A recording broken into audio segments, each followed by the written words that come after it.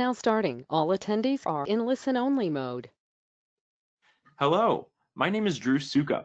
On behalf of vMug, I'd like to welcome you to today's webcast, Building a Modern Infrastructure, What You Need to Know Now to Scale Tomorrow, presented by Chris Catano, Director of Technical Solutions and Activation for VMware, Itzik Reich, VP of Technology for Dell Technologies, and Keenan Ewing, VMware Business Development Manager for Dell Technologies.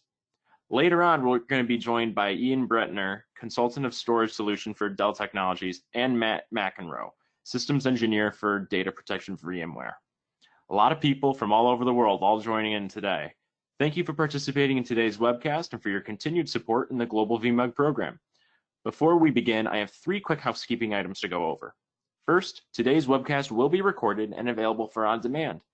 You will receive a follow-up email with the on-demand link, so keep an eye out for that. Second, the Q&A section will be monitored throughout today's presentation. All questions will need to be entered in the question window near the bottom of your GoToWebinar screen. Third, there will be a short online evaluation that pops up as you exit the webcast. Please make sure to take a minute and let us know what you thought of today's session and what you might like to see going forward. All right, let's get started. Chris, I'll turn it over to you now.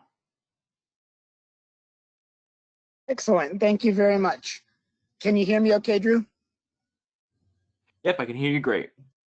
Perfect. So, Itzik, if you wouldn't mind advancing for us. Yep. Today, we're going to talk to you a little bit about application modernization. And as mentioned by Drew, we're going to get into the value of what we can do together and a general approach to helping partner with our customers and really deliver the outcomes that we're looking to do. And so, I think it's important that we understand and just kind of set the table briefly for why enterprises are modernizing. And I'm going to show you a couple examples, very recent, very, I think, impactful and resonating examples of exactly where these comments come from and why we feel as though the partnerships together can really help advance this. So, understanding that there are existing revenue streams and there are new services that are really being pushed to market, and that speed is important for that, and helping leverage the IP that each one of the organizations has. So, prior to my current position, I worked for a medical manufacturer. We were a very, very large VMware Dell Technologies shop as well. And one of the things that we were tasked with doing was taking a software-centric and an agile approach to very traditional systems. And we had a lot of governance, a lot of compliance, and a lot of challenges being in healthcare and manufacturing. And so what we really needed to do was to figure out how we could do the most with what we already had, while embracing the new technologies and pushing those concepts and behaviors down into the core of our IT practices and our development practices. So really helping to move the needle forward. That's important for vertical industries who stack rank themselves against each other, as well as for competitive threats that come from outside. We also know that as software becomes more important and more of a core, we look at the managing and growing of volume of the vulnerabilities that come with that, understanding that a lot of vulnerabilities come from the edge, and a lot of these distributed and service-oriented application models target those areas. It's really important that we take this at the very beginning of the way we plan and approach the delivery of these software approaches. And then finally, being able to take advantage of the innovations that are happening, right? Whether it's data services, whether it is distribution services, security services, application platforms. There are so many valuable tools out there. Developers really want to take advantage of them. It's a critical component for how they do their projects and get things delivered to the organization. And these 3 opportunities here are really what is pushing organizations to take that step forward. And I think, we've meandered through this now for since about 2015.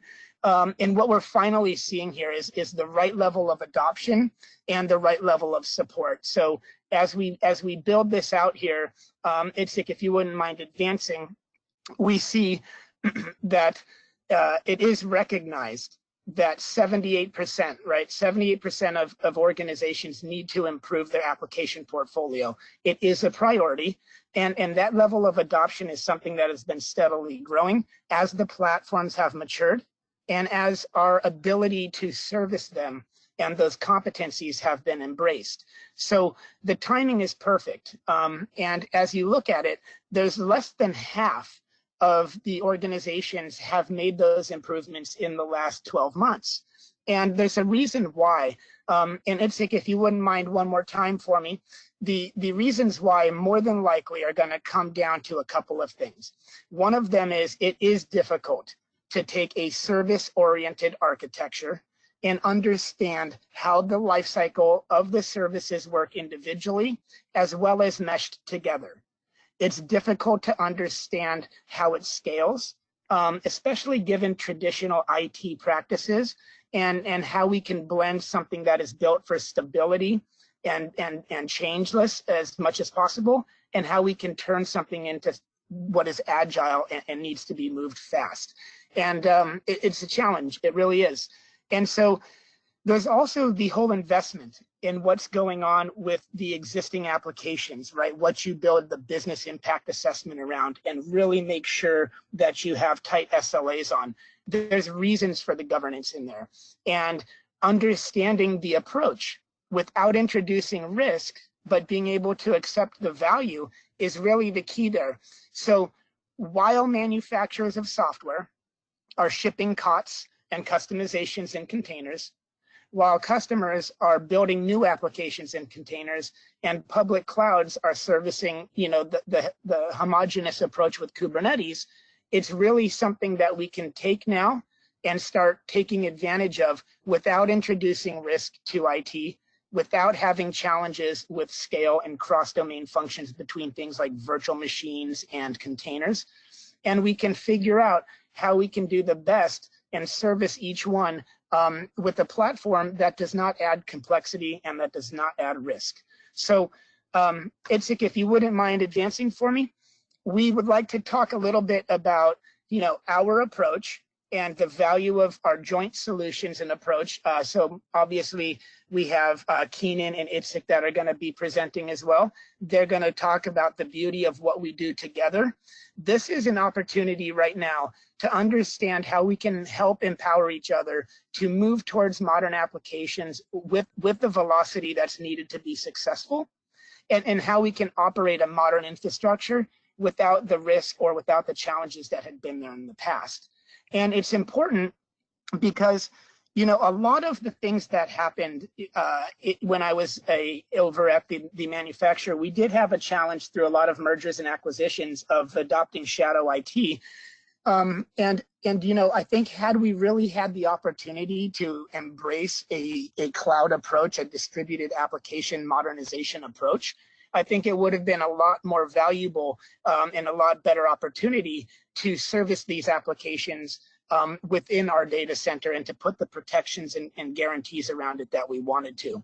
So it's really important that we modernize the infrastructure. That is the key. That is something that can be done very, very tactically, right? We can absolutely work on making sure that the ecosystem behaves in a cloud emulated manner or in an application centric manner.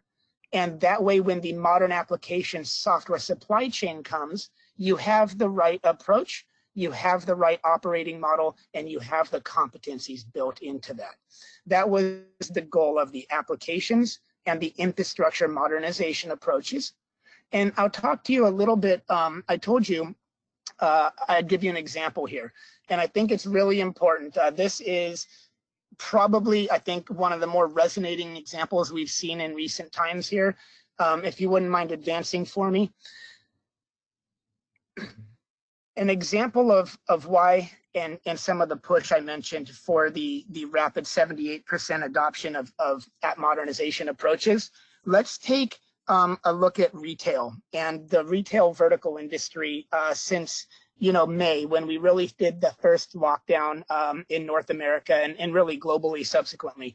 So in that example, if I'm a retail store, I have an ERP, I have a solution that I'm going to use that is tightly tethered. It is a singular platform that I use to make sure that I have all of the components needed to take, manufacture, ship, and sell orders, right? That's warehouse, inventory, that's packaging, delivery, all of the logistics, all of the styling, everything that needs to go into a brand, a product, and a brick and mortar type approach to servicing a customer base. So this is beautiful because I know when these pieces are moving, I know exactly how to kind of pair with those movements, and it does a lot for stability. And this is how we operate. This is something that we're very well versed with. But what happens when something, let's take, unfortunately, COVID-19. What happens when the governments, when the economy, when buildings shut down, when your business model is no longer sufficing? So in that example, it was really challenging, and we've seen over probably 12 to 15 retail organizations go bankrupt in the last 6 months in North America alone as a result of not being able to adjust to certain shifts and changes that are happening. Itzik, if you wouldn't mind. So let's take a look at what we can do with this. If we were to take those same individual components and we were to break them down into the service function and domain that they're responsible for. Payments is financial. Authentication is to get yourself securely sessioned. Shopping is your cart. It is the e-commerce portion of it. And then you have the logistics around delivery, around packaging, printing labels, etc. So if you could break those apart and you could map those to a line of business and map those to a speed and budget that is based on that requirement, you can individually move these components and make the adjustments you need to. So how about zero touch financing and payments? How about being able to do curbside checkout and what that does to your packaging, to your shipping, to your shopping, to your delivery? All of the changes that we have seen certain retailers make. If you look in, kind of look at some of the stock market out there, you'll notice that some of those big ones out there, certain sporting good companies, certain superstores are doing really well because they were able to make the change and adapt. And they did that with software and they did that with creative business. And, I just wanted to make sure that we realize it's not just in retail. Okay, we can look at genetics. We can look at ways for organizations to take things they are already doing in terms of genomic sequencing and work through things like sequencing a virus and being able to come up with potentially life-saving opportunities. So being able to move fast is creating revenue opportunities. It is creating new revenue opportunities and also attaching more to the existing services. But it does come with challenges. Right? We do get greater velocity, we do get better resiliency, but it is a bit complex. Itzik, if you'd advance, please. This slide just animates one quick build here. The deployment, scaling, and management of these service-oriented architectures, this mesh model, can introduce new layers of complexity. This is where Kubernetes has come in and really helped. So Kubernetes was designed to help Google and GCP interface with all of the cloud native services and data services that they have their users subscribe to. It was a tremendous project. It is built from the principles that are needed to support this type of an approach. And that is why we see the success from Kubernetes. If you wouldn't mind advancing, please. So in terms of adoption, the key takeaway here, I won't drain this slide, is that according to 451 research, 95% of the net new applications do in fact use containers. So as we transition from purely cloud native into containers, Kubernetes has taken the approach to standardization and to data center readiness and is being adopted at a rate where we can see production instances upwards of 40%. And Itzik, if you'd please advance. I'll show you here a little bit about where some of these numbers are coming from, but I mentioned to you the fact that there were 1.6 billion containers right now. That is manufacturers of software shipping containers and that is customers and manufacturers using them as well. And so it's the first time this intersection's really happened, and it has opened the door to things like cloud native development, of which 1/3 of modern application teams are working into. And companies are starting to deploy, like I mentioned, upwards of 70% into Kubernetes. Next slide, please. I think it's pretty telling if you take a look here at what people are hiring for, where people are contributing, where the money is flowing from organizations for good talent and retention, and it speaks for itself, right? So 23,555 positions, average salary in the US of 145K. These are what organizations are hiring for. This is a great indicator that it is something that is greatly valuable to them and something they want to embed into the skill sets of IT.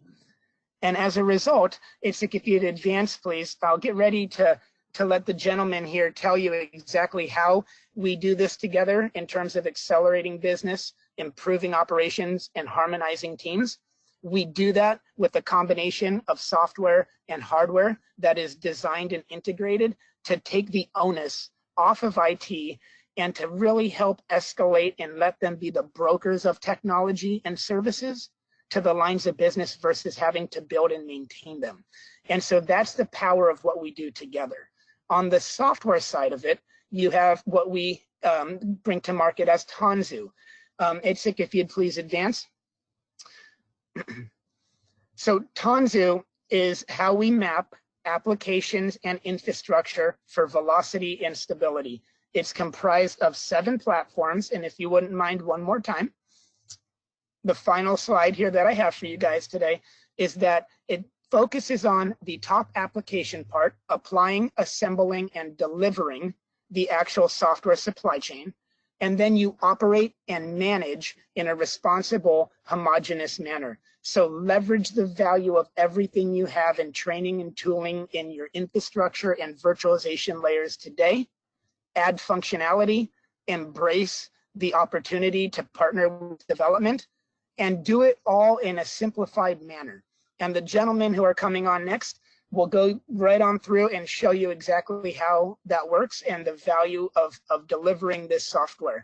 Please remember, software doesn't run on software, and that there is a ton of value in making sure that the platforms work as they should and can move at the speed of a developer and an infrastructure that's modernized. Thank you, Itzik. I appreciate you walking me through the deck there and advancing that. Thank you, Chris. Hi, everyone. My name is Itzik Reich. I'm Vice President of Technology here at Dell EMC. And we're going to talk today around the hardware-software integration that we have for both storage options for TKG and also backup options for TKG, which are fascinating because customers are now starting to embrace them in production. So with that, let's start. What is the big promise when it comes to containers? So in order to understand it, let's take a virtual walkthrough, if you will, from the old days to where we are today. And in the beginning, right, people were running applications on bare metal servers, just install the OS directly there, whether it was Linux or Windows, deploy an application to it, and that was about it. Then came VMware years ago and told everyone, hey, you can save gazillions of dollars by taking all of these x86 hardware that does roughly 30% of CPU utilization, and why won't you just consolidate them into some beefy servers, install the hypervisor layer on it, install an operating system for each one of your VMs, and by doing so, consolidate a lot of your workloads. And that went great, right? This is how really VMware started, and most customers, that's exactly what they are doing today. In 2015, Docker went on stage and they told everybody that actually there is maybe an even more efficient way to running things on the bare metal servers, which is to install an operating system on the bare metal server, Linux at the time. But instead of running an hypervisor on the top of it, just fork the kernel of that Linux operating system, and each one of the virtual forks will run its own instance of a process, which of course will run an application also known today as a container. And that specific route still exists today. However, if you go to the 3 largest service providers in the world, and probably pretty much everybody else as well, when you are provisioning a container from AWS or Azure or any one of the largest service providers, there is still an hypervisor layer running on the top of the bare metal server. And that begs the question, if running containers directly on bare metals are so efficient, why would you stick with an hypervisor? And the answer is really very simple. Because with an hypervisor, you can already benefit from those things that are taken for granted today. For example, high availability. For example, the ability to move the VMs from one physical server to the other. You call it vMotion, we can call it whatever, right? But those things already exist in the hypervisor framework. So putting a container Docker on the top of it really makes sense when it comes to security, isolation, resource management, etc., etc. So with that, I actually wanted to start with a poll question, which is which versions of vSphere you are actually running today, whether in production or test, doesn't really matter. So let's give like 30 seconds for this question. It's really important, so I appreciate if you can answer it candidly, because it can show me where our customers are today and where they're going tomorrow. So I can see a good divide roughly between 6.7 update 3 to earlier than 6.7 update 3. And I think most of the people answer. Okay, cool. So with that, I'm going to close that poll. Again, the answers were roughly divided between earlier to 6.7 update 3 to 6.7 update 3. Okay, thanks for the answers. Let's move on. So if I take the same analogy view of how we used to run our infrastructure versus today, let's take a look at storage management, where it was and running, and to where we're going today. So in the old days, you're probably using a storage UI, right? In this case, I'm showing our PowerFlex storage array. It has a nice UI. In fact, we keep improving the UI. A lot of customers like to interface with the storage in a UI element. And really, automation, brackets and brackets, was for the customers, you guys, to do something via CLI. That's the way that you automate storage, right?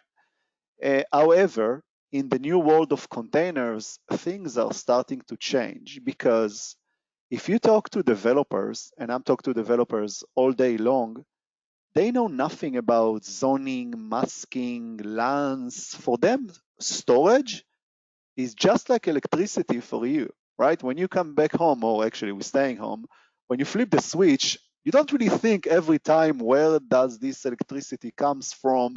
Is it redundant? Is it working, etc., etc. You just expect the thing to work. And that's exactly how developers approach storage, in the same way they approach network or compute. It is just a line of a code. It's infrastructure as a code that they expect to just work. They expect the outcome of that infrastructure to be repeatable, so they can do something on their laptop, develop something with Docker on their laptop, move it to, say, vSphere with containers, and the things should just work. That's how they expect things to work today, and they are never going to go back to the ways of, hey, I'm going to send you an email, can you provision storage for me? And you will reply within 2 days, oh, the LAN is ready, you are now getting permission to work on your Kubernetes workload. Those days are not coming back. Everybody expects everything to become instantaneous, and not only that, a repeatable manner that will be very quick to run. So with that, I'm going to go to the next slide. So really, that's the reason why Kubernetes succeeded. People think Kubernetes was the first orchestrator of orchestrators, and that's not the case. So first of all, why Kubernetes is even needed if you're just running Docker? Well, Docker is, as a runtime process, can only be responsible for the physical server that it manages its containers on. If you have another physical server, it doesn't know to load balance the resources between those. Or for example, if your physical server goes down because, for example, you had a power outage, Docker doesn't know to take those failed containers and spin them up on other physical servers in this Kubernetes pod. Kubernetes knows to do it, which is why Kubernetes is so widely adopted today. It is not the only option, but it is pretty much has won the war, as Chris was saying before. There are other options out there, but what we see in the field that it's like 99% of the customers using Kubernetes and something above it, and everybody else doing their own things with maybe other orchestrators or bare metal or thing of that nature. Now, reasons that Kubernetes became so successful are the ones that we just counted. It knows to self-heal itself. It knows to pretty much upgrade itself in a good way. It has an automated scaling feature, so you can scale more containers and share the load between them, and more and more and more reasons. So with that, I actually wanted to open another poll questions. Which are your containers plan? Are you considering VMware TKG, preparing to run it, or maybe already running it today, or maybe you're considering other containers platforms? There are no wrong answers here. We just want to really understand what are your plans. So I'm starting to see a lot of customers saying considering TKG. It's the vast majority of the people who already responded by now. Some say selecting some other containers platforms, and roughly 8% are saying preparing to run TKG. Okay, I'm going to close the poll questions now. The vast majority of you said considering TKG, roughly 23% of you saying selecting some other containers platform, and 8% said preparing to run TKG. Awesome. All right, so with that, let's move on to the storage element. So when Docker started, they told customers that they shouldn't care about storage persistency and they should design their containers application in the 12-factor fashion. Redundancy should be built into the application, etc., etc., etc. And I remember when I heard that, I was scratching my head and I was like, oh no, here we go again. People telling customers that they shouldn't care about data persistency. Now, I don't know about you, but I've been working for EMC and Dell EMC now for almost 13 years. If a customer loses data, that's a very, very, very bad day for the customer and probably for us as well, because we will try to help them to restore the data. So storage is a thing that customers care about a lot. Unfortunately, it wasn't really baked into the Kubernetes where it started, not persistent storage anyway, which is where Google really started to lay out a plan called CSI. It doesn't stand for your famous TV show. It actually stands for Container Storage Interface. And in a very high level, it allows your existing infrastructure, whether it's running Kubernetes or TKG that leverage Kubernetes, to leverage your existing infrastructure, to leverage your existing storage infrastructure to provision volumes for Kubernetes. So how does it work? You deploy this thing called CSI plugin. In the case of VMware, they deploy it for you if you're using TKG. And there are two very high-level concepts that I'm going to touch today, persistent volume and persistent volume claim. What basically happening is that the Kubernetes admin is asking, claiming from the storage array a volume. So that's PVC, persistent volume claim. And in return, the storage array will respond with a volume, with a persistent volume. So PVC is the claim and PV is the response, assuming that the storage can talk CSI back to the upper level orchestrator, in this case, TKG. So I actually wanted to open another poll question now. How do you handle persistent volumes today? You don't allow it, maybe just run everything locally and you don't care about persistency. You need to, but you don't have a solution. You use them without protection, or maybe you also use those CSI plugins with protection, with the based array snapshots, or maybe some other protection mechanism that you are using. Again, all answers are good. There are no bad answers. So I can see roughly 50% don't allow persistent volumes. It's going down, and roughly 30% need them but don't have a solution. Awesome, that's what we're going to discuss today. And roughly 60% of you using it with protection, actually 90% and 14% of you using them without protection. Awesome, so rough and tough, half of you already using a storage array that provide persistent volumes. That's awesome. So with that, let's move to TKG. And what's the big promise with the TKG and vSphere 7 in general? So when VMware released vSphere 7, it's the first time that Kubernetes is really built into vCenter, built into the hypervisor itself. And you know, I'm a big advocate of not forcing the customer to learn yet another user interface. So the beauty with TKG and VCF in general is that if you are a VMware admin, which I'm assuming you were, then TKG is just another workload that you need to manage. It's almost like stepping into another country in the world that already speaks your language, whatever your language is. You are not familiar with the places, but hey, you can speak the language, so you're going to find your way very, very quickly. And so if you're a vSphere admin, it's just the kubectl that you need to learn. And if you're a developer that was used to running the kubectl command, you continue to use the same CTL commands, the same kubectl, without knowing anything about vSphere.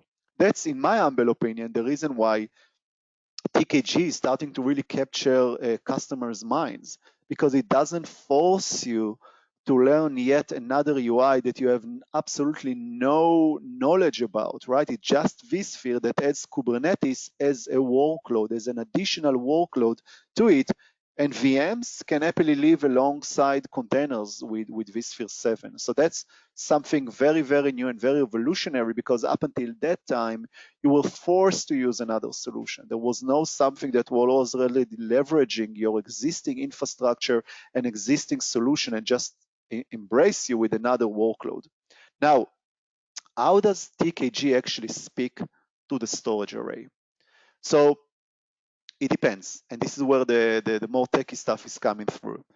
With vSphere 7 and VMware TKG, first of all, up until vSphere 7 Update 1 that was literally recently released, you had to use VMware Cloud Foundation, which managed everything, including Kubernetes.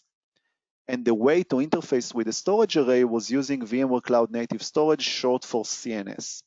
And CNS basically means that VMware installed their own CSI plugin that can interface to vSAN or to an external storage array like PowerStore or PowerMax, etc., or PowerFlex in our case as well, using two methods, statistics provision, static provisioning, or dynamic provisioning.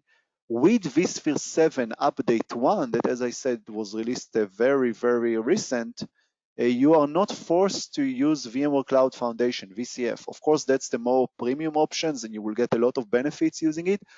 But if you want to use your existing vSphere infrastructure and you don't want, for whatever reason, to install VCF, that is also supported. And again, that's a big change from vSphere 7 to vSphere 7 Update 1. So how does it work from storage level? Well, really, you have two options. In my humble opinion, you really have one, but hey, it's really up to you to decide.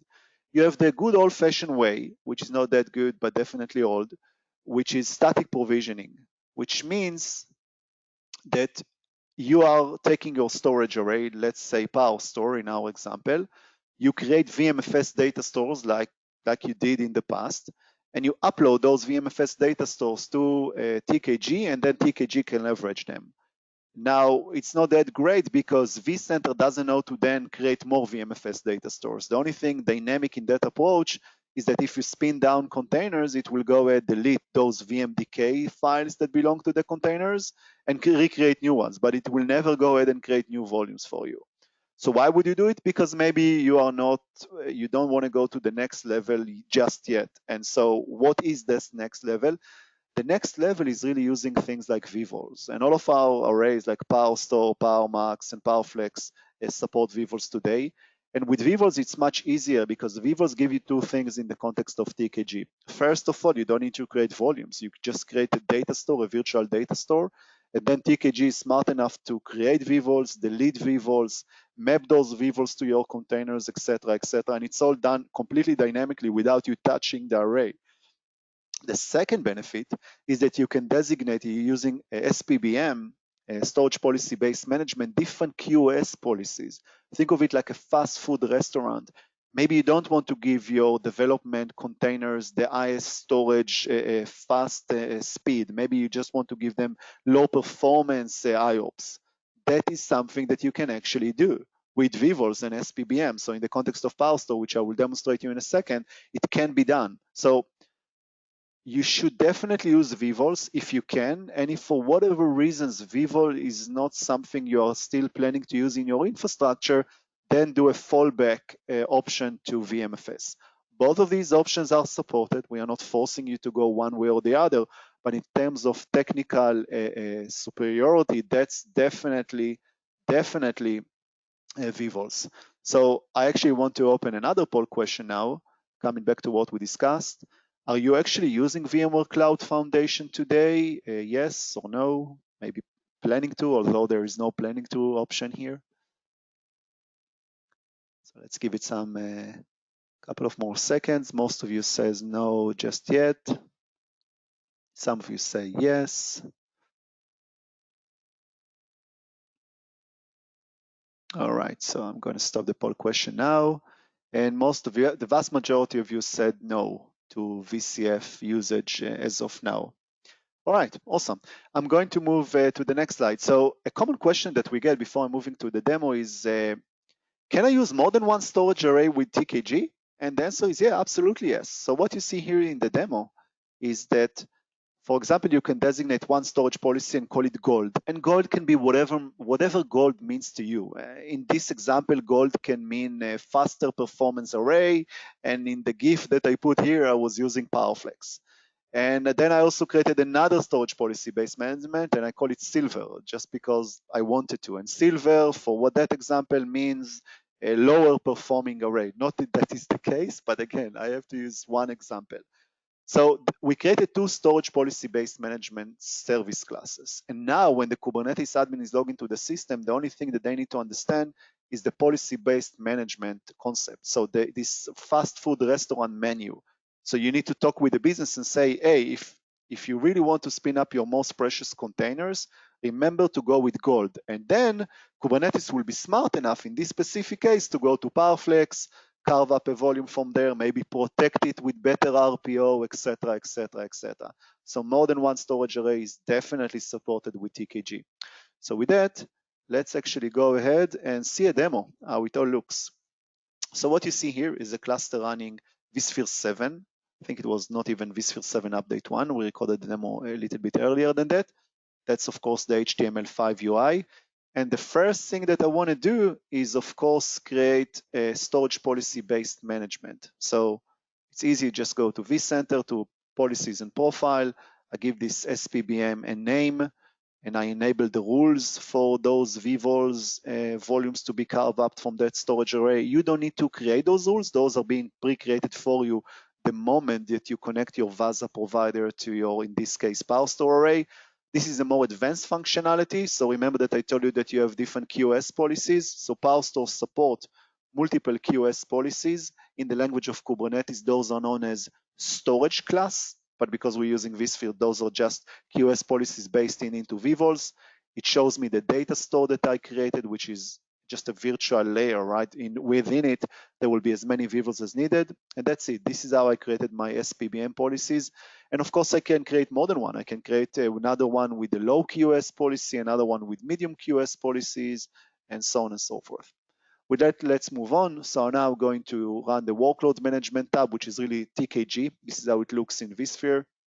I'm going to enable the cluster that I want to run the workload on, give that namespace a meaningful name for me.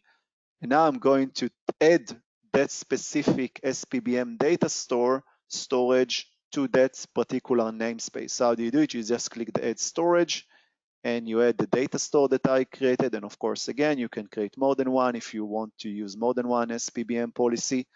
That's pretty much it. This is how you add the vVol policy. You don't need to carve up VMFS volume, format them, map them.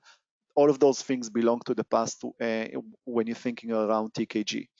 Now what I'm going to do is just really create that namespace here. So I'm going to connect to Kubernetes running on TKG using kubectl because, hey, I'm a developer and that's the language that I know. So this is how you change the context to use that particular namespace that I just created. I can verify it by connecting to the nodes and see that they can actually see the namespaces and the storage classes that I just created, which is what this command showing me. And as you remember, I was using vVols for this particular power storage, so it shows me the VASA provider for vVols. And that's it. This is how really it created the namespace. So with that, let's move on. I'm now creating this particular namespace, and I can create, of course, more than one. And as you can see here, the namespace is being created. It's normally a process that takes a couple of minutes to vSphere to completely digest everything and create a TKG cluster and the namespace on it, etc., etc. And when this is done, NSX can also be used, which is what you see here. NSX is also not mandatory in vSphere 7 update 1, but it's something that you can use. And NSX will give you all the load balancing capabilities, firewall capabilities that maybe you want to use using TKG, etc., etc. This is the PowerStore UI. And in the context of vVol, we have a special vVol integration, which is showing you all the vVols that belong to a given container, not just from a mapping capability, that's a given, but also from a performance perspective, which is yet another benefit to use vVols, because now every container has its own vVols, so you know exactly which performance this container gets, as opposed to VMFS, where you lay out many VMFS, VMDK-based VMs on that particular VMFS, and maybe all of them are suffering from whatever performance issue. So with vVols, you can isolate and root cause a particular performance or whatever issue to a given container. So what you see here is that the vVols file has been created. With TKG, there is a concept known as FCD, first class disk. Traditionally, when you created a VM, it had to be associated with the disk, at least one disk or more. With TKG, FCD is completely independent. The volume drives are completely independent to that particular container. Why is that? Because maybe you want to bring down the container, but the volumes themselves will still be there, because maybe in the future you want to spin up a new version of that container that will leverage the existing data. So you don't have to delete the data when you delete the container, for example. Now what I'm going to do is I'm going to spin up a next-gen database called Yugabyte. I encourage you to use it. It's really fascinating. It's truly scale-out database that you can spin up and create more and more of it, and by doing so divide the load on more and more volumes and more compute, which is really good if you don't know to plan your particular SQL workload on that. So that's how Yugabyte UI look like. It's an open source database again. And so that's pretty much it. This is how you spin up those containers on TKG with PowerStore. And if you just want to spin up more of them, you literally click the scale up, which is what we discussed as part of the benefit of Kubernetes. It will automatically go to Yugabyte and deploy more containers on more vVols on PowerStore, and by doing so, spread the load across everything in the infrastructure. And that was the demo and my part of the session. All right, awesome.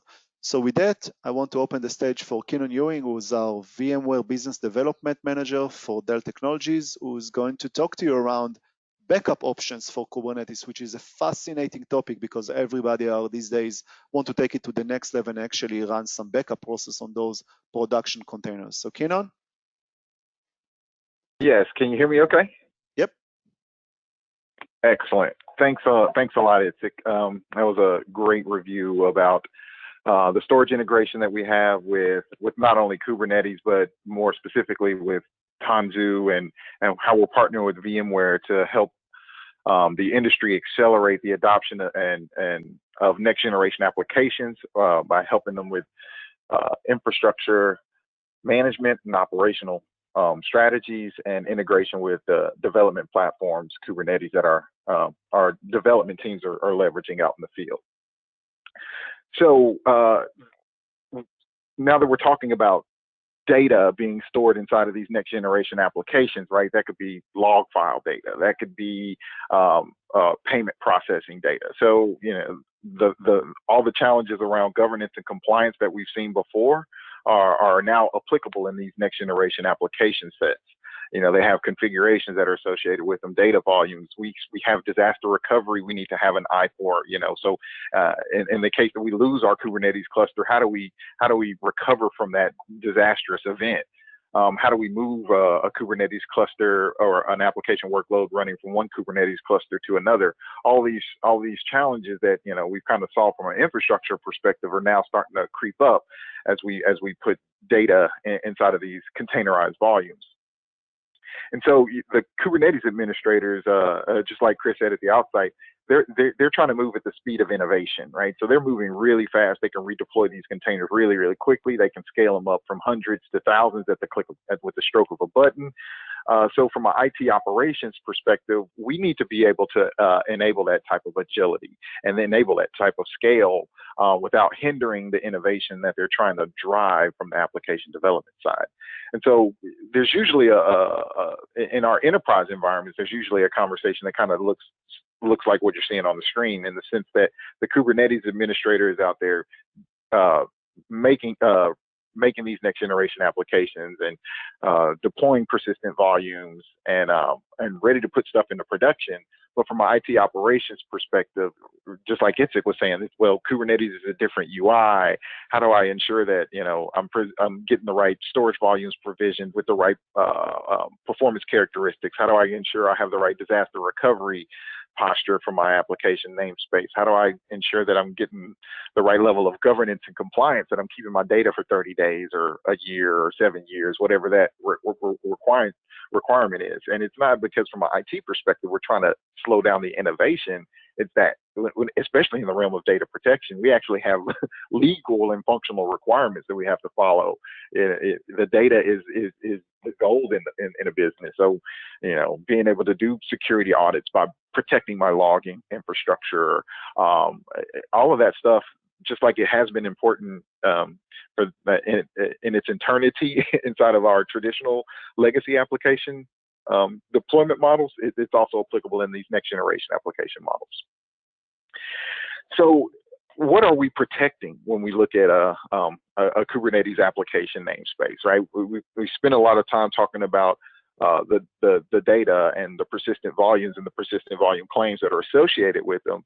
But when you look at a Kubernetes application, it's actually a number of components that make up that application namespace configuration. So there is a persistent volume if it's a stateful application, but you also have deployments and configuration maps and secrets file, replica sets, and all these other components that define the state of the application. And so you kind of want to look at the application, not only just from a data perspective, not only from a configuration perspective, but from a logical entity that encompasses all of those different components. Our implementation, we install Valero, which is an open source tool that VMware owns, that is essentially the standard in how you do metadata protection inside of a next generation application environment.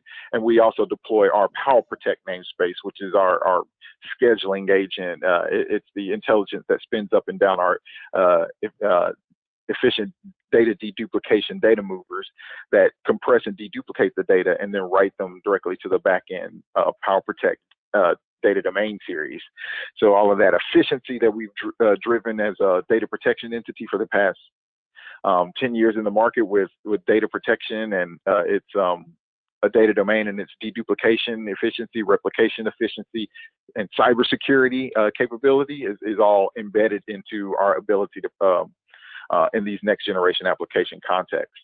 And then from an operational perspective, we want to follow suit with the theme that we've been talking about all day, in the sense that there's an administration plane for IT to have line of sight and configuration visibility into what's happening inside of the environment, but the developers can interact with the data protection inherently through their interface using kubectl and the Kubernetes API in order to facilitate things like data protection backup and restore processes. Yeah, so idea is again leverage the admin that is familiar with a language, not forcing you to learn yet another language just because you want to back up your containers, right? Exactly. So everybody has their native interfaces and their native capabilities and from a role perspective in the organization to be able to do their jobs.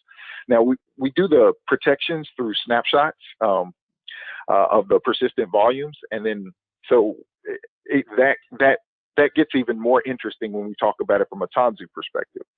So instead of leveraging a CSI snapshot, we actually leverage through our integration with VMware. Can you still go back one slide? Sorry about that. We still leverage those first class disks that Itzik was referring to, and the fact that they're just inherent VMDKs to our protection advantage.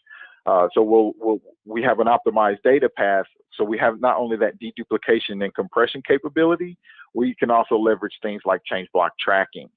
From a VMware perspective, on the VMDK behind the first class disk and the cloud native storage volume to provide even more efficiency and scalability to the environment. And then additionally, there's another administrator, the VMware administrator, and everybody has their specific role visibility view into the environment, and they all work in harmony with one another. Okay, next.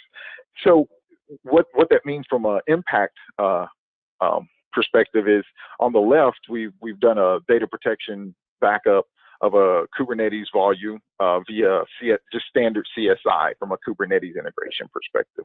And you can see the volume was 108 megabytes, and so we had to scan that full 108 megabytes. And then we can do our compression and deduplication efficiency and complete the backup job.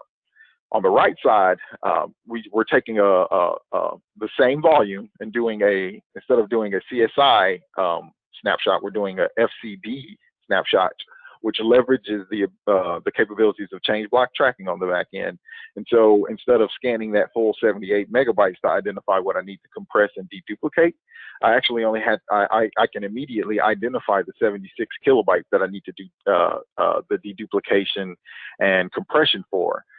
So with this 99.9% improvement, it may be inconsequential to this one example here, but when you scale this out to thousands, tens of thousands of containerized volumes running in the environment, and like that's the difference between a lot of infrastructure penalty to scan the data volumes versus just leveraging the intelligence of change block tracking that we've been leveraging with VMware for pretty much an eternity, and just applying that to this next generation application space.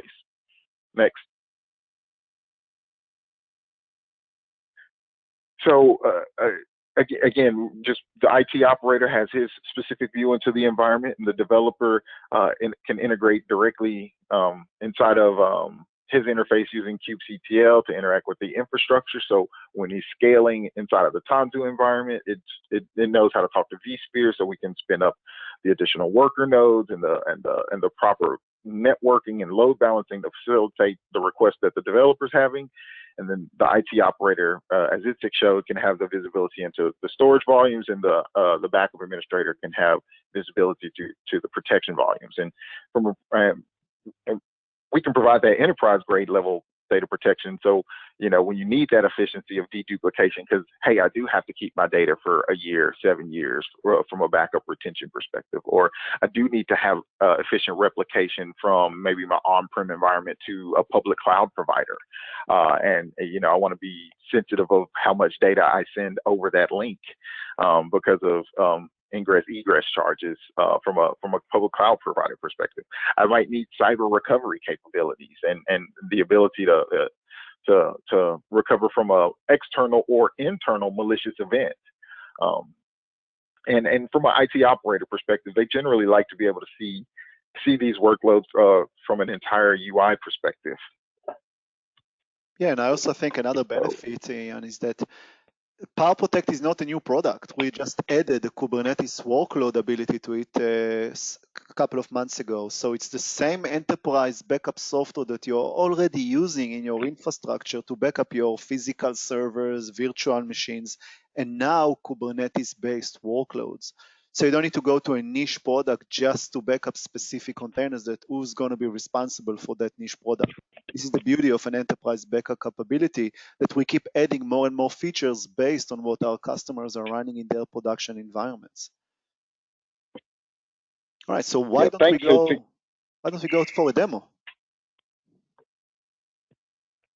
Itzik, I'm having a little issue with my laptop right now, and I've been dropped from the screen. Is there a way that you can kind of get started with the demonstration for me as I try and get logged back on here? Yeah, sure, absolutely. So yeah, what we see here is this PowerProtect UI. As I said, it's an HTML5 UI. using the PowerProtect software running on the top of our physical or virtual data domain array that is this hardware that is capable of deduplicating and compressing the data with really, really great numbers because of the nature of the data that it's backing up. And what I'm going to do here is I'm actually going to first start by checking the service account that PowerProtect is going to use to log into Kubernetes. Everything in Kubernetes known as secrets or token codes, if you will, which are being used to get access to the Kubernetes environment. So what I did is that I first log in via kubectl to generate that token, if you will, and I then import that token into PowerProtect so nobody can just do whatever they want to without getting sufficient privilege to PowerProtect. And I'm now, once I did that, PowerProtect is now going to discover the Kubernetes workloads. And here, by the way, you can see on the tabs list that there are many assets that PowerProtect can be responsible for, including Kubernetes workloads. It now discover that PVC that I want to back up. I can also exclude PVCs from being backed up if I want to, for whatever reasons. It reminds me the days of maybe not backing up the swap file on virtual machines or not replicating them. So similar concept here, you can really set to it what should be protected. So now I'm going to tell it which namespace, which pod to be protected. It's very, very common that customers will have more than one namespace, more than one pod. Some customers I've seen tens and even hundreds of different namespaces running. It really depends on what exactly they're trying to achieve. So what you see here is the demo that I have 2 pods, total of 3. Some of them are running the CSI PVC and some of them are running some other PVCs. And we're going to log in to the node, to the pod itself, and to check what the data is that we are trying to actually back up. So again, everything in Kubernetes is done using kubectl. So those are the mount points that I'm now logged in and I want to back up for this particular example. So I can see the databases or the applications that I'm going to back up.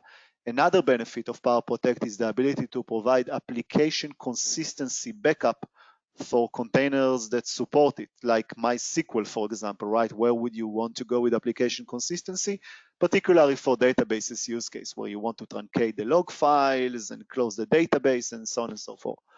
It's pretty much my favorite screen of PowerProtect, right? Which really shows all the assets that it can back up. I can select whether I want to go with cache consistency or application consistency. In the case of application consistency, I'm probably going to run some post script on that particular database to enter it into backup mode, etc., including new modern databases like MySQL. It's found those assets, and now the only thing left for me is to really configure the backup job. When do I want to run the backup job and how frequent I want to run the backup job based on the RPO. I can tell you that from what I'm seeing in our customers, they're doing it almost like 5 times a day. And when I'm asking them, why do you do it in that particular way? They're telling me, look, it's so easy to bring up and down VMs. It's 100 times easier when it comes to containers workloads, just because of the nature of the ability to spin up hundreds of them and maybe delete hundreds of them in one go. So we better be safer than sorry, especially if the data reduction where it comes to backing up those containers is going to be that great. Why won't I do that? So that's how they do it. Here you can see the TKG container volume tab, which really shows you all the volumes that belong to that particular namespace and that particular cluster. Let's move on just in the interest of time. I'm now running the full job. You can see the PowerProtect UI here. The job is finished. I can review the backup job, the percentage of data reduction that I saved and things of that nature. And I want to move to the last part of the demo really, which is this part here. Because to me, it's really the $1 million part of the demo, if you will. So I can restore containers using the PowerProtect UI. That's a given. That's why you have a UI, because you want to restore it from there. But remember that we keep repeating ourselves in the session just now, saying that we don't want to force you, the customer, to learn yet another UI. This is exactly where it comes into play. Configuring backup policy is the backup admin job, because at the end of the day, it's their job on the line to ensure that all the company intellectual property is being protected. But in order to restore a container, you are not forced to use the PowerProtect UI. A developer can log in with kubectl, providing that you gave them the right permissions, and they can go ahead and restore containers using kubectl, which is awesome because they don't need to nag you all day long. Hey, I mistakenly deleted 200 containers. Can you go manually and restore them all? Again, providing that you gave them the right privilege to do so, which is the beauty of the Kubernetes namespace. You can be very granular into what permissions and what privilege a given kube admin is granted for. So that's another thing that we thought really hard on it with PowerProtect, because again, we want to enforce and empower both sides of the mirror, if that makes sense. So that was the demo part of PowerProtect. Ian, anything else you want to add? No, and thank you for that. I did get back connected, but you're doing such a wonderful job. I just allowed you to kind of complete it. So I appreciate you being flexible and picking up on that demo. Just keep in mind that this next generation application is just a different way to deliver applications. So all of the requirements around IT excellence that we've been doing for a number of years are still applicable. We still need to have visibility into the performance of the storage volumes. We still need to have performance into the visibility of the compute layer and the memory layer. And we still need to have insurance of data governance and compliance and disaster recovery. And that's why Tanzu, when you put the power of Dell Technologies together across Tanzu, PowerStore, and PowerProtect Data Manager, we can enable the ability to run those next generation applications. Awesome. All right, I think we're now going to the second part of our webcast tonight, or this afternoon, depends on where you are. Ian and Matt, are you ready? Absolutely, Itzik. And I want to say thanks everyone for hanging in there. It's a bit much to consume all of this, and then we're still going to keep on going, but we'll be fairly quick with this last one. And where I'm going with this is, I actually attended VMworld virtually about a month or so ago. And the biggest problem that I had was there were so many interesting sessions going on at the same time. And I promised myself I'd go back and I'd start looking at these again. And then I thought, yes, it would be also good to remind our listeners and viewers that there are things that they may find of value that they never got a chance to look at. And so we collected together a set of sessions that we think have significant value to our VMware customers. So I'm Ian Breitner. I'm part of the storage solutions team at Dell Technologies, and with me is Matt McEnroe. And Matt, do you want to say hi? Yep, hi.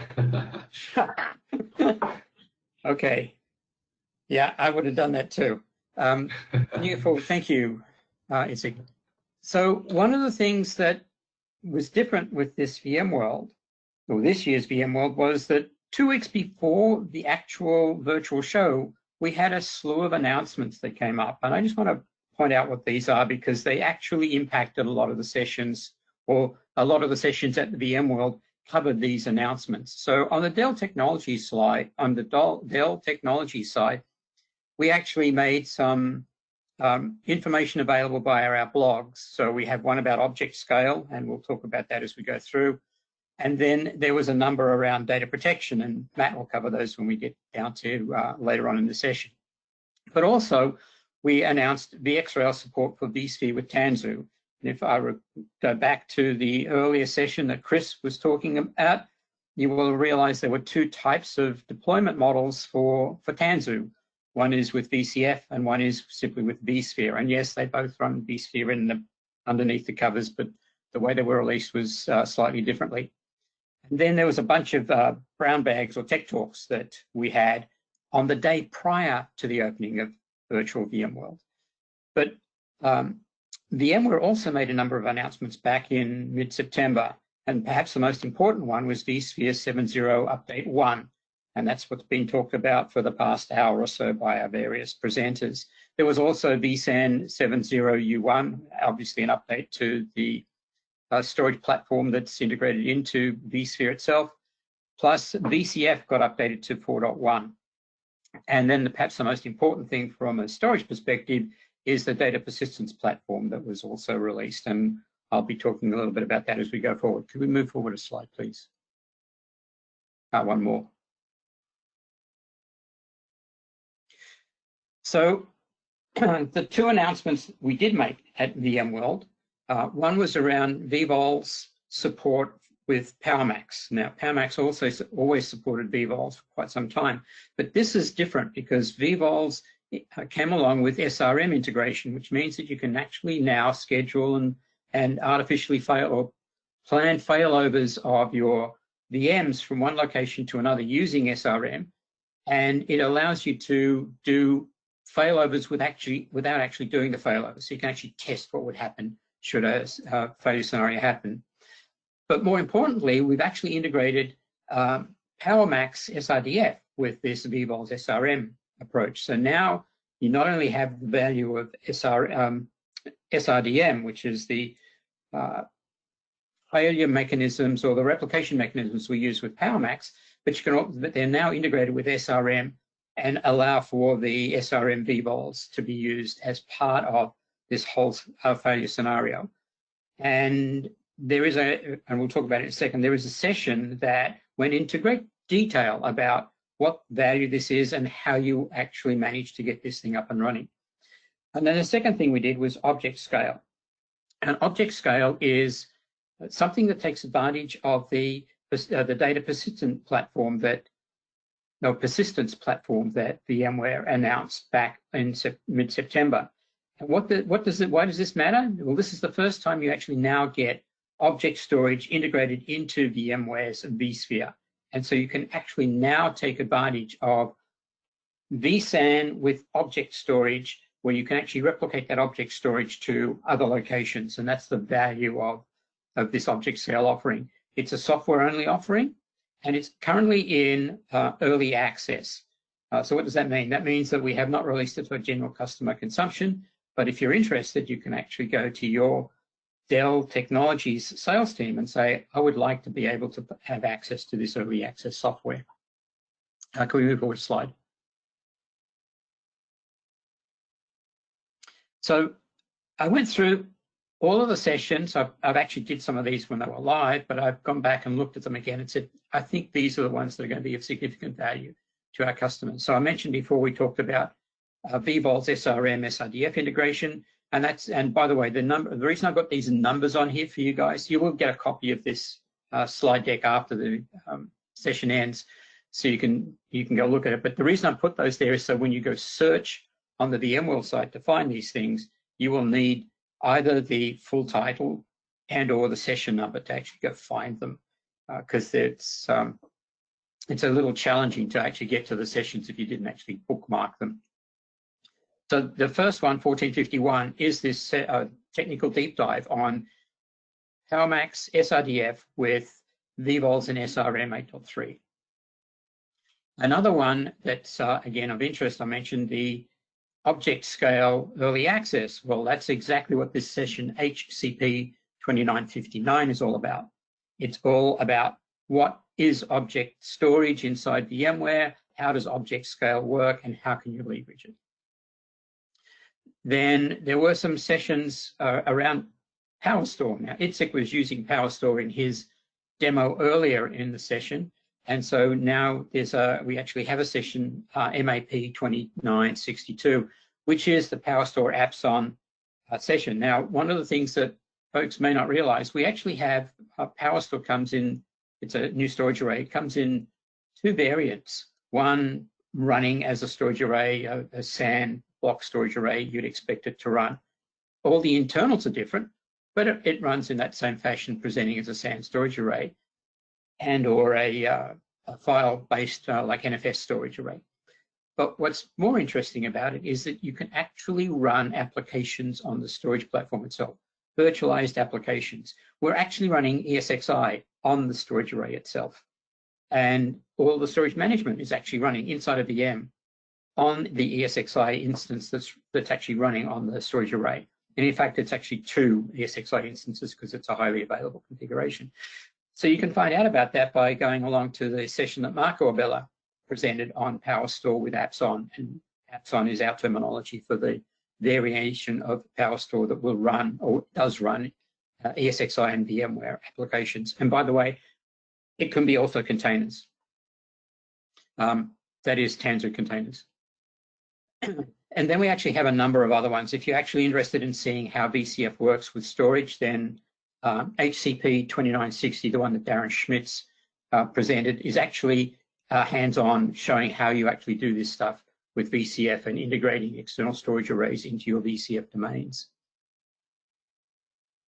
We've also got one around Kubernetes and how Dell Technologies Cloud is involved with supporting of VMware Tanzu deployments. And then finally, a last one, which is all around the changes that have occurred in our environment worldwide due to the COVID-19 pandemic has meant that there has been changes in the way people work. And this map 3063S is a session around the changes that have occurred in handling users that need to actually work from remote locations, but do that using a cloud methodology. Could we move forward a slide, please? Now, there were a bunch of tech talks that we also did. Some occurred the day prior to VMworld, and some occurred during the VMworld show itself. And you can find these, and I'll show you the link afterwards, on vbrownbag.com. But these are the ones that we actually had. And the ones that I find most interesting were the ones around deploying object storage with VMware Cloud Foundation. That's something that is new, and possibly people are not familiar with the fact that you can actually now start to do that. And the other thing that I find of value was some of these ones on the right, where we actually spend 15 minutes. So it's a little snapshot of what the value is of a particular technology that's available from Dell Technologies with our storage platforms as it relates to deployed in virtualized VMware environments. Can we pop forward one? And with that, I want to hand over to Matt to go over what we did around data protection. Thank you very much, Ian.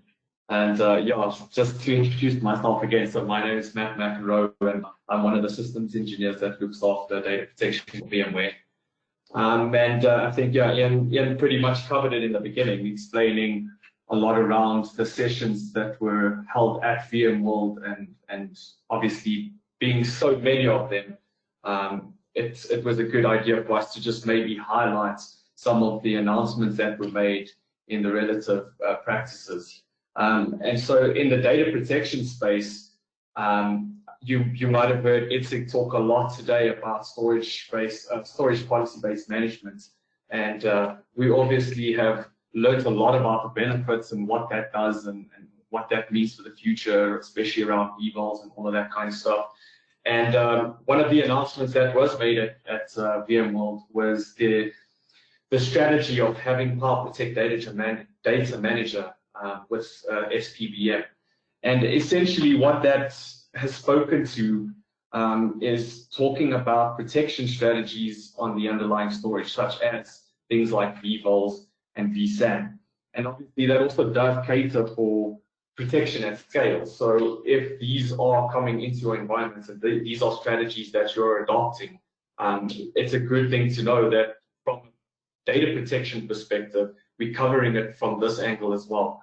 And we're obviously putting power back into the vAdmins all the time. And I think, you know, across all of the solutions and all of the softwares and all of the strategies that Itzig spoke about, as well as Ken and then everyone else, you can see that this has really been a key driver for us to make sure that we're extending everything from building containers, running them, to now protecting them, you know, all on the same kind of management feature. And obviously this also does create a lot of consistency in the protection behavior that we have. And it also has persistent policy association as well. And then I think a last benefit for this, and something that I heard quite recently from customers that we were talking to earlier on, is that this does help a lot sometimes with capacity planning in the back end. So I think it's really good and a really great announcements. And I think I've also got a slide that will show you where you can go learn more about this and go see the actual presentations that were said about this as well. And then moving, sorry, Itzik, can you stay on the previous slide? And then just moving into, VCF, what does this mean? What does PowerProtect data management mean now for VCF? It pretty much means that, we're going to focus on protecting the heartbeat, the core of the software-defined data center.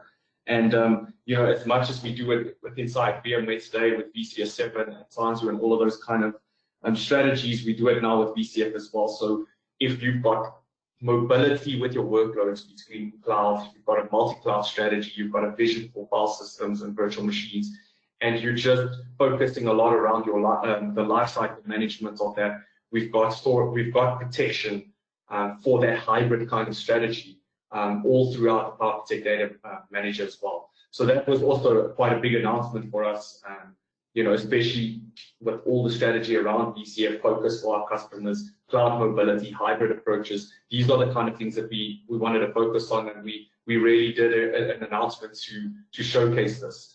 And then moving on to Tanzu, like Itzik was mentioning earlier on, put yourself in the developer seat. You're developing a workload on your Docker machine, on your laptop, and you're going to move it into production, like Chris, Ken, and everyone has been mentioning throughout the presentation today. You're going to move it into production, and I think what's key for us to focus on from a protection strategy is that we also support that. So we really have made good announcements around having a very feature-rich protection strategy for Tanzu. You heard about Valero, you heard about all of those namespaces that we've got as well. And then this is also just to cater for the efficiency that we carry out through our entire data protection solutions portfolio. So making sure we keep the same level of consistency with that kind of backup, making sure we focus on performance. We always seek to build that faster. We once again maintaining the lifecycle management of containers, and that we've also got the ability to have guest cluster protection and things like that, specifically focused around TKG. And then the last point that I'll mention here on the slide is the enhanced protection of mission critical virtual machines. And what does that mean? Well, we do have a lot of customers that talk about having virtual machines that are unprotectable, and that is due to having virtual machines stun. And what we're seeking to do, and it's not ready yet, we have tested it, and it will soon be released. We're very confident in that, is that we will be able to start protecting those virtual machines as well without having the stun causing I/O issues and all of those inconsistencies for mission critical virtual machines.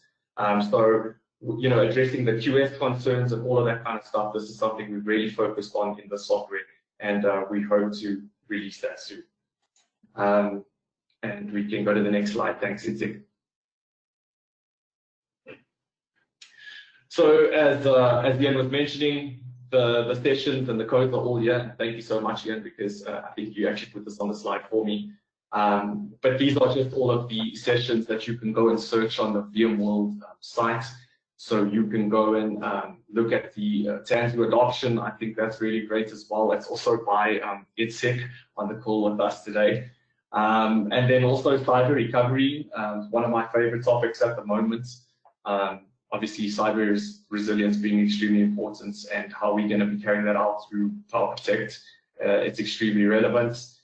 And once again, going back into mission critical, you can go look at the session done by Brian Reynolds. Also, an extremely valuable session to look at performance. I think my background is actually coming from a virtual machine admin and vCenter admin kind of day, and performance it's always something that gets questioned. So if you're a very performance focused business, then I think that's a valuable session to go and watch.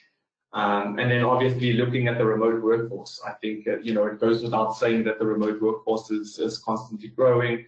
It's had major shifts, and it's good to see what we're doing there around protection strategies for that as well by vMworld. So if you have the time, go and search those, and yeah, I think yeah, we'll share the link as well for that. It's a next slide, please. So once again, like Ian mentioned, we have the V brown bags, all the tech talks that were done. I think some of these are duplicates from the previous slide, but they are in here. And I think on the right-hand side of the slide, we've added in a few more that you can go and watch. More about the adoption, more about Dell Technologies Cloud as well. I think what's key here for me is architecture matters. So when Kenan was speaking earlier on about having, you know, the efficiency, optimized data paths, all of that kind of stuff, that all speaks around the architecture that we use. And architecture does matter, and I think that is a really valuable session, and it's a really good technical deep dive if that's something you want to see more of at a later stage. And then it's the next slide, please.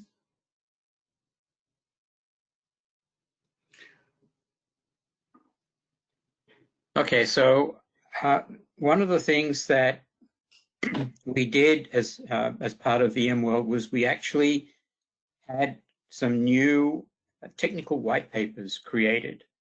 And these are the 3 technical white papers, one around modern applications. And you've been hearing from Chris and Itzik and Keenan and Matt about the value of these things. But we actually do have an independently produced white paper around modern applications and the value that Dell Technologies offerings bring to that space. We also have one around hybrid cloud.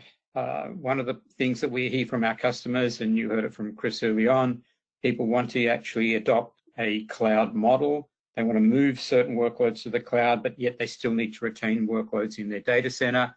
And to do that, you end up running what's called a hybrid cloud, where you can actually have a single operating model that will support both what you do in the data center and what you do in the cloud. And it's a consistent model, so people don't have to go learn new languages and new ways of doing things, as Itzik has talked about earlier. And then the last one is remote work solutions, which is probably apropos in what's happening today in the world. It kind of came upon us a little unexpected, but we already had this plan to focus on those areas, and it's just very appropriate in today's world. You can find these 3 white papers up on techtarget.com, or you can also find them if you come to the Dell EMC, the Dell Technologies.com website. So let's move forward one more slide. So we kept on saying, well, that's all well and good. Where can you find them? Well, you can find the VMworld sessions up on vmworld2020.com. If you are not if you didn't register for VMworld 2020, you can actually go create yourself an account on this particular site to access the recorded materials that are posted up there. And then you can go and look at up on-demand sessions or the keynotes or whatever you're interested in.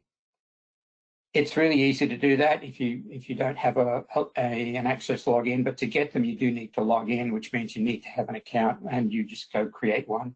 And when you actually hit the vmworld2020.com site, you just scroll down and you'll actually see where it says, don't have an account, create one here.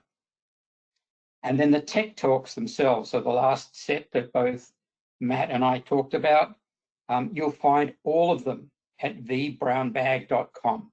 And the moment you go there, you scroll down just below the fold, you'll actually see the catalog listing of all of the tech talks that were done prior to VMworld, like the day prior, or during VMworld itself. And I think it's like, if we go forward one, I think we're done. Yes, we are. And with that, I want to hand it back to Drew. Well, thank you so much, and we've got a big group today, so thank you, Itzik, Keenan, Chris, Ian, and Matt for taking the time to speak with us today. As a reminder, you will receive a follow-up email with the on-demand link from today's webcast. To find out more about the vMug webcast program, visit vmug.com and check out the education page. And please make sure to complete the short online evaluation that will pop up as you exit the webcast and let us know how today's session went. And from all of us here at vMug, thank you and have a great rest of your day. Thank you, everyone.